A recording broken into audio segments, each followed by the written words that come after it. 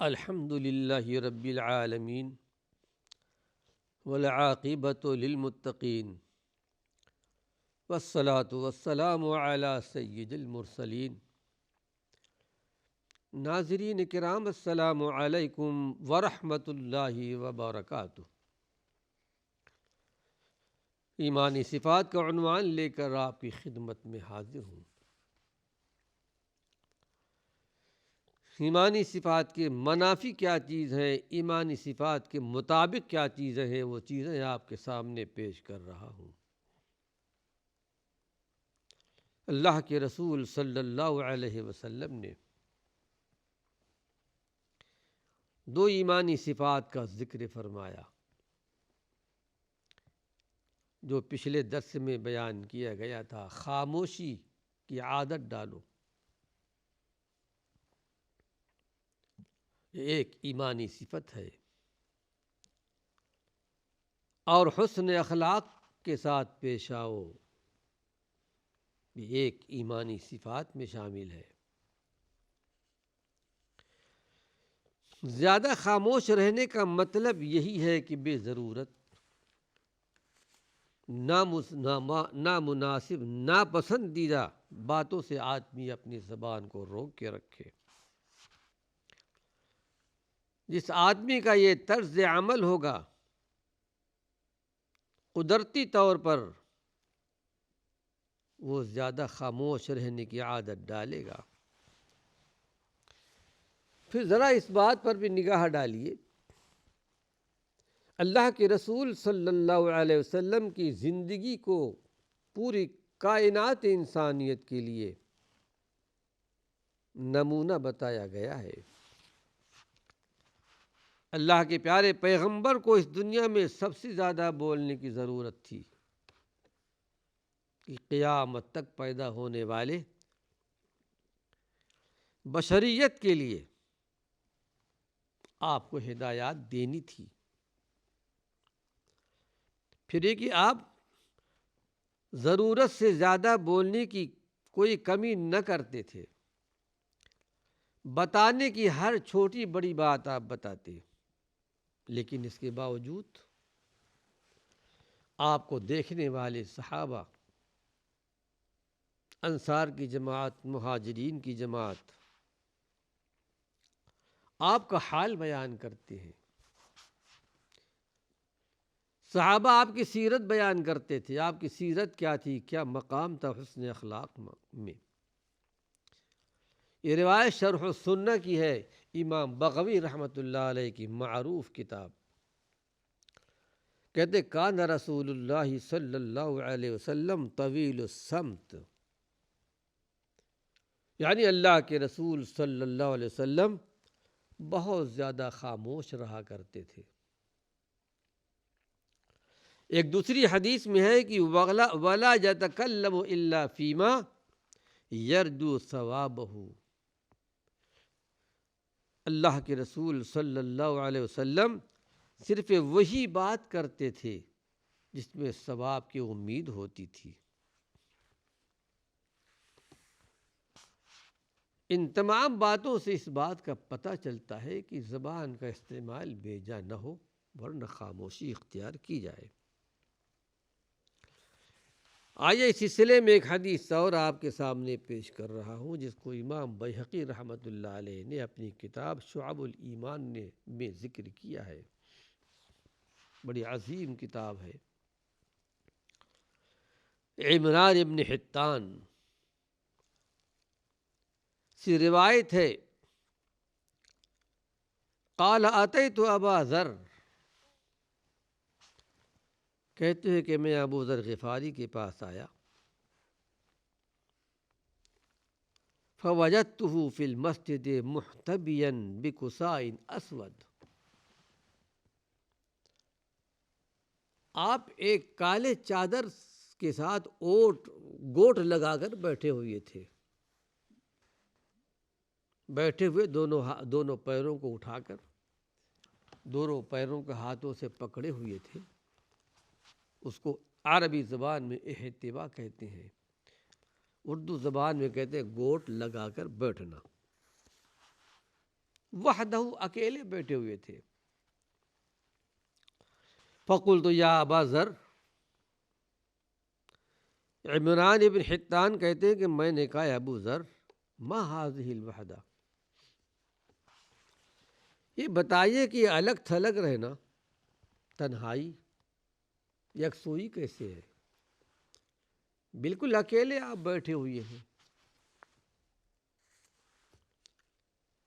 فقال، ابو ذر غفاری رضی اللہ عنہ نے جواب دیا، دیکھیے اللہ کے پیارے پیغمبر محمد صلی اللہ علیہ وسلم کی احادیث پر عمل کرنے والے، آپ کی سیرت کو جاننے والے، عمل کرنے والے، یہ صحابہ کی جماعت تھی۔ کہتے ہیں کہ سمعت رسول اللہ صلی اللہ علیہ وسلم، اے عمران ابن حطان، بات یہ ہے کہ میں نے اللہ کے نبی صلی اللہ علیہ وسلم سے ایک بات سنی ہے۔ وہ بات یہ تھی کہ آپ ارشاد فرما رہے تھے کہ الوحدۃ خیر من جلیس السوء۔ بڑی حکمت کی بات اللہ کے پیارے پیغمبر نے بتائی، جس کا تعلق ایمانی صفات کے ساتھ ہے۔ اور عمران بن حطان، اکیلے تنہا بیٹھنا، یکسوئی اختیار کرنا، یہ بہتر ہے برے ساتھیوں سے۔ برے ساتھیوں کے ساتھ بیٹھنا، حقیقت میں ان کے ساتھ بری باتیں ملیں گی، غیر اسلامی باتیں ملیں گی، حسن اخلاق کی باتیں ان کے پاس نہیں ملیں گی۔ ایسے برے لوگوں کے ساتھ بیٹھنے سے بہتر ہے کہ آدمی اچھا اکیلے بیٹھ جائے، تنہائی میں بیٹھ جائے، برائیوں سے بچ جائے گا۔ اگر برا آدمی ہے، کسی کی غیبت کرے گا، کسی کی برائی کرے گا، ایک تو یہ بات ہو گئی۔ دوسری بات ہے کہ والجلیس الصالح خیر من الوحدہ، اگر اچھا ساتھی ہو، اچھا آدمی ہو سامنے، اس کی ہم نشینی اختیار کرنا، اس کے ساتھ بیٹھنا، یہ اکیلے بیٹھنے سے بہتر ہے۔ ظاہر ہے کہ اگر آدمی نیک ہے، صالح ہے، اچھی باتیں ملیں گی، دین کی باتیں ملیں گی، اس لیے ایمانی صفات کی باتیں ملیں گی۔ اس کے ساتھ بیٹھنا تنہا بیٹھنے سے بہتر ہے۔ دو بات ہو گئی۔ تیسری بات بیان کرتے کہ وَإِمْلَاءُ الْخَيْرِ خَيْرٌ مِّنَ السُّكُوتِ، کسی کو اچھی باتیں بتا دینا، املا کرانے سے ہے۔ جیسے مدرسوں میں، اسکولوں میں کوئی مضمون املا کراتے ہیں، لکھاتے ہیں، کسی اچھے بات کی املا کرانا، اچھی باتیں بتانا، یہ حقیقت میں خاموشی سے بہتر ہے۔ خاموش رہنے سے بہتر یہ کسی کو اچھی باتیں بتاؤ، ایمانی صفات کی باتیں بتاؤ۔ غیر ایمانی صفات، وہ باتیں ان کے سامنے رکھی جائیں۔ خاموش رہنے سے بہتر یہ ہے کہ لوگوں کو اچھی بات بتائی جائے۔ یہ تیسری بات ہو گئی۔ چوتھی بات کہتے ہیں کہ وَالسُّکُوتُ خَيْرٌ مِّنْ إِمْلَاءِ الشَّرِّ، اور خاموش رہنا بہتر ہے اس بات سے کہ لوگوں کو بری باتیں بتائی جائیں۔ بری باتیں بتانے سے بہتر ہے کہ آدمی سکوت اختیار کر لے، خاموشی اختیار کر لے۔ حقیقت میں اس حدیث میں یہ بات بڑی صراحت کے ساتھ وضاحت کی گئی ہے، خاموشی کی جو فضیلت ہے وہ بری باتیں کرنے کے مقابلے میں ہے، اور ورنہ اچھی باتیں کرنا خاموش رہنے سے افضل ہے اور بہتر ہے۔ اسی طرح اس بات کی بھی صراحت کی گئی کہ برے لوگوں کے ساتھ اختلاط، یعنی ملنا جلنا، ہم نشینی، یہ بہتر ہے تنہائی سے۔ لیکن جو صلحائے امت ہیں، اللہ کے نیک بندے، ان کے ساتھ ملنا، ان کے ساتھ بیٹھنا، ان سے اچھائی کی بات ملے گی، تنہائی سے بہتر ہے۔ لیکن ناظرین کرام، یہاں اس بات کی بھی وضاحت کر دوں کہ اللہ کے بندوں کی جو طبیعتیں ہیں، جو مزاج ہے، مختلف ہے،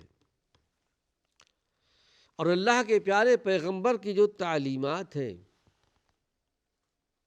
اس میں بڑی حکیمانہ باتیں ہیں، بڑی جامعیت ہے آپ کی باتوں میں۔ جو باتیں آپ نے بیان فرمائی حقیقت میں حکمت پر مبنی ہے،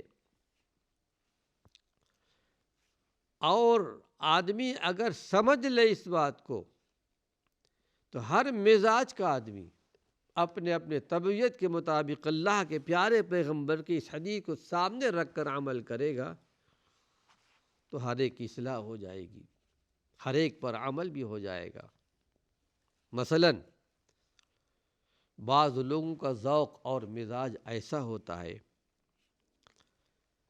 کہ کچھ ایسے بھی لوگ جن سے ملنا لوگ پسند نہیں کرتے، کچھ غیر اخلاقی باتیں ان کے اندر موجود ہوتی ہیں، ان سے ملنا جلنا ان پر شاق گزرتا ہے۔ ایسے لوگوں سے اختلاط، ملنا جلنا پسند نہیں کرتے، اپنا نقصان سمجھتے ہیں۔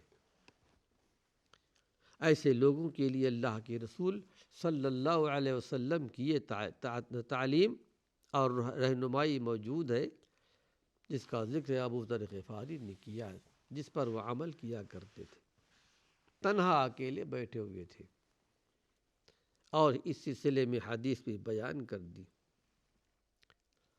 بعض حضرات کی فطرت اور طبیعت ایسی ہوتی ہے، دیکھتے ہیں کہ سامنے والے کا آدمی کا چال چلن صحیح نہیں ہے، غیر ایمانی باتیں اس کے اندر موجود ہیں، لیکن اس کے باوجود اس کی اصلاح کے لیے، درستگی کے لیے اس سے ملنا جلنا پسند کرتے ہیں۔ سامنے والے کے جو برے اثرات ہوتے ہیں،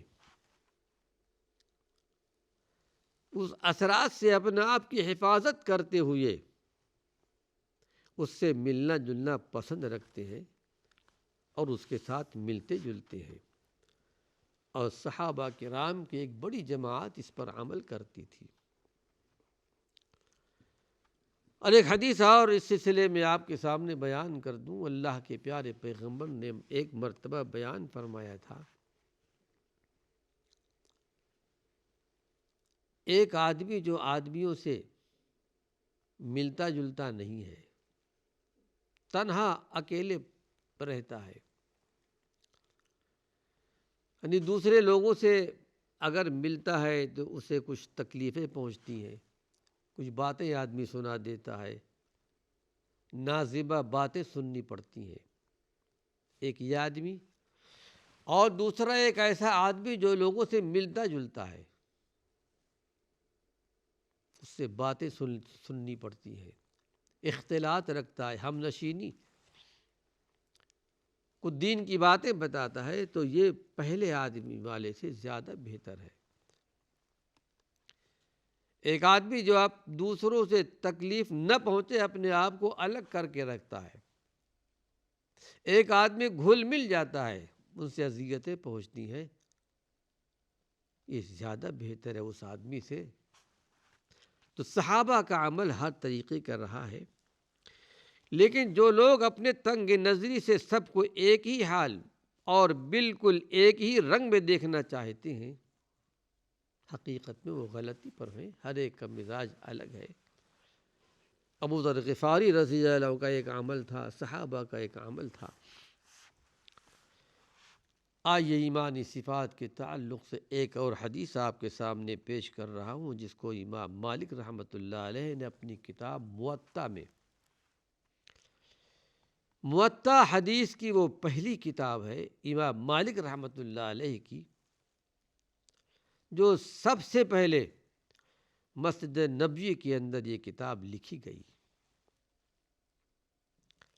ابن ماجہ نے بھی روایت کی ہے، ابو ہریرہ سے ترمذی نے بھی روایت کی ہے، امام بیہقی نے بھی روایت کی ہے۔ علی ابن حسین رضی اللہ عنہ جو زین العابدین رحمۃ اللہ علیہ کے نام سے یاد کیے جاتے ہیں، حضرت حسین رضی اللہ عنہ کے صاحبزادے علی، لقب زین العابدین تھا، کہتے کہ اللہ کے رسول صلی اللہ علیہ وسلم نے ارشاد فرمایا، یہ روایت مرسلن ہے، یعنی براہ راست روایت کرتے ہیں اللہ کے نبی صلی اللہ علیہ وسلم سے، بیچ میں صحابہ کا ذکر نہیں کرتے، ایسی حدیث مرسل ہوتی ہے، اس کو یاد رکھیے۔ اگر صحابی روایت کریں اللہ کے نبی صلی اللہ علیہ وسلم سے، وہ حدیث مرفوع ہوتی ہے، یعنی اس کی سند اللہ کے نبی تک پہنچتی ہے۔ لیکن اگر کوئی تابعی صحابہ کا ذکر نہ کرتے ہوئے اور ڈائریکٹ اللہ کے پیارے پیغمبر سے روایت کر دیں، یہ حدیث مرسل ہوتی ہے۔ کہ اللہ کے نبی نے ارشاد فرمایا، آدمی کی اسلامیت کی حسن و کمال میں، یعنی من حسن اسلام المرء، آدمی کے اسلام کا حسن کیا ہے، اس کی چمک اور دمک کیا ہے، وہ یہ ہے کہ جو بات اس کے لیے ضروری اور مفید نہ ہو اسے چھوڑ دے، جس بات میں کوئی دینی فائدہ نہ ہو، دنیاوی فائدہ نہ ہو، اسے چھوڑ دے، یعنی ترکہ ما لا، یعنی ان تمام چیزوں کو ترک کر دینا جس میں کوئی فائدہ نہ ہو۔ حدیث کا مفہوم یہ ہے کہ بے ضرورت اور بے فائدہ باتیں نہ کرنا اور لغو چیزوں میں مشغول رہنا، یہ حقیقت میں ایمان کا تقاضا نہیں ہے۔ ایمان کا تقاضا یہ ہے اچھی اور ضروری باتیں استعمال کی جائیں۔ وآخر دعوانا ان الحمد للہ رب العالمین۔